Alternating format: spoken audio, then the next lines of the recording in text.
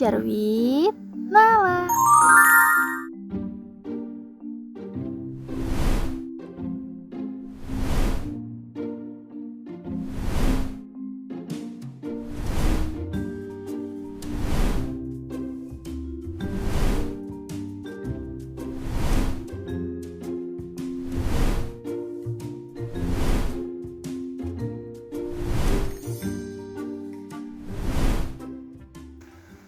Halo teman-teman semua, perkenalkan nama saya Nala Fosya Widodo dengan NIM 2401020030. Saya dari program studi Teknologi Pendidikan Fakultas Ilmu Pendidikan dan Psikologi Universitas Negeri Semarang. Sebelum kita masuk ke dalam materi, saya ada satu pertanyaan sederhana untuk teman-teman semua. Kira-kira kenapa siswa itu sulit untuk memahami materi, padahal materinya sudah dijelaskan, sudah dijabarkan secara berulang kali. Kira-kira masalahnya ada di mana ya teman-teman?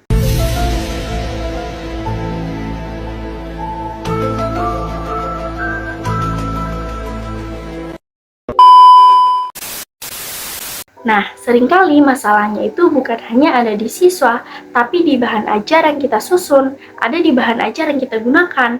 Nah, mungkin bahan ajar yang kita gunakan ini belum sesuai dengan kebutuhan mereka, belum sesuai dengan kebutuhan siswa. Makanya, sebelum kita menyusun ataupun membuat bahan ajar, itu perlu untuk tahu sebenarnya siswa itu butuhnya apa saja, siswa itu membutuhkannya yang seperti apa. Nah, inilah pentingnya kita untuk melakukan analisis kebutuhan sebelum menyusun bahan ajar, agar bahan ajar yang kita gunakan ini sesuai dengan kebutuhan dari siswa, sehingga nantinya siswa itu akan lebih mudah untuk memahami materi yang akan kita ajarkan.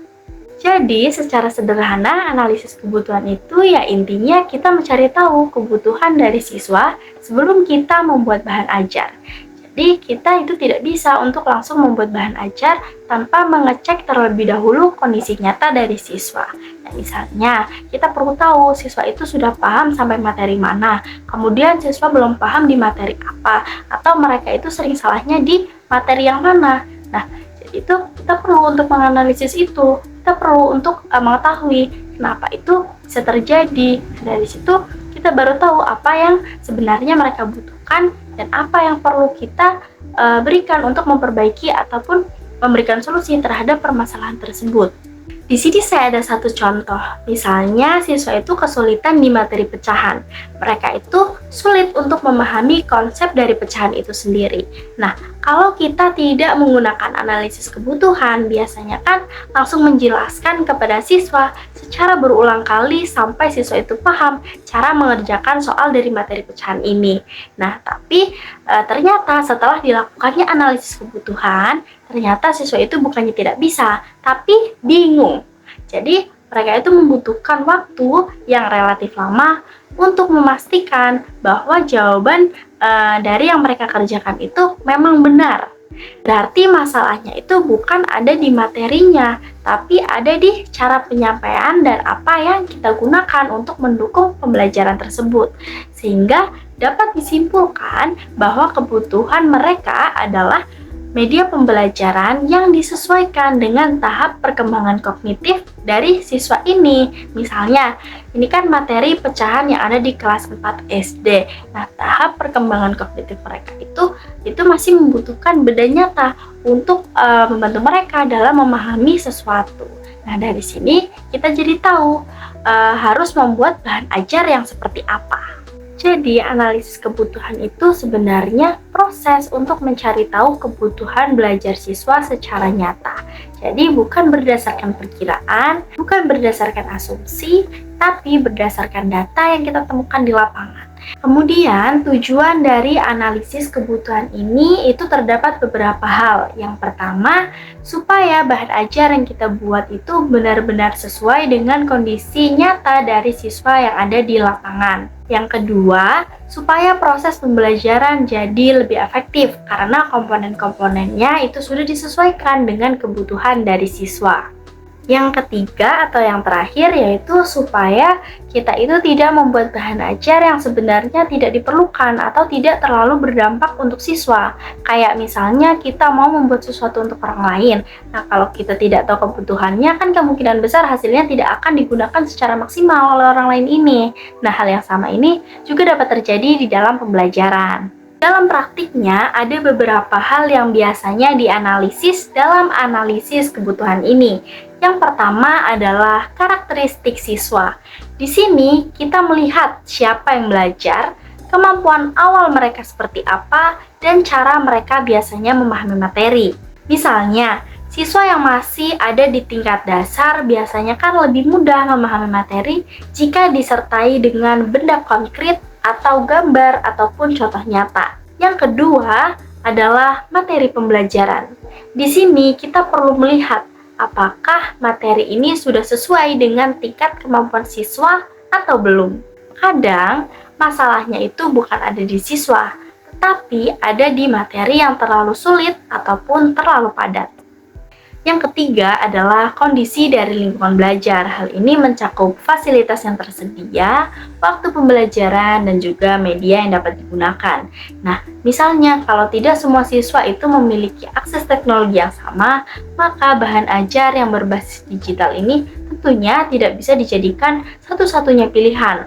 Maka bisa disesuaikan kembali dengan kondisi dari lingkungan belajar masing-masing peserta didik. Yang terakhir adalah tujuan dari pembelajaran. Nah, di sini kita itu harus jelas. Setelah pembelajaran selesai, siswa itu diharapkan mampu untuk melakukan apa?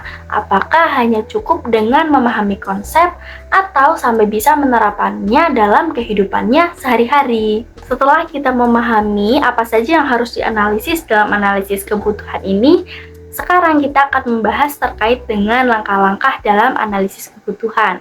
Langkah yang pertama adalah mengidentifikasi masalah. Misalnya, ada masalah nilai siswa.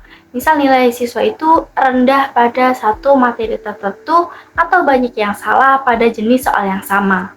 Langkah yang kedua adalah mengumpulkan data.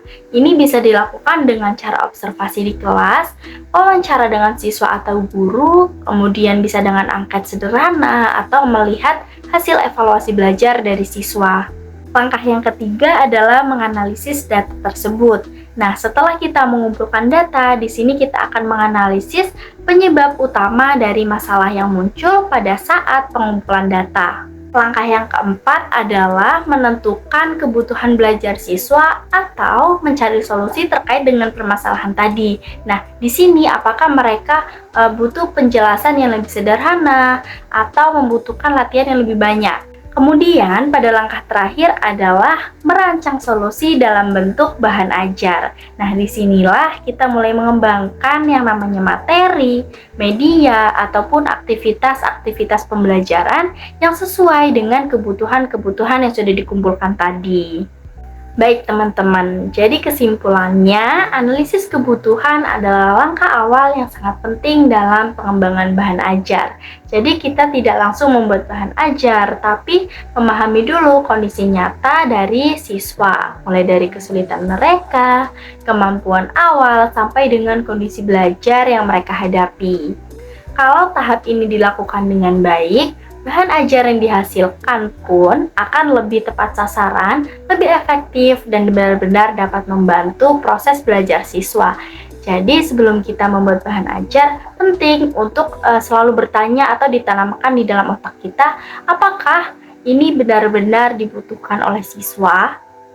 Karena dalam pembelajaran yang paling penting itu bukan seberapa banyak materi yang kita buat, tetapi seberapa jauh siswa dapat memahaminya. Terima kasih sudah menonton video ini. Sampai jumpa di penjelasan berikutnya.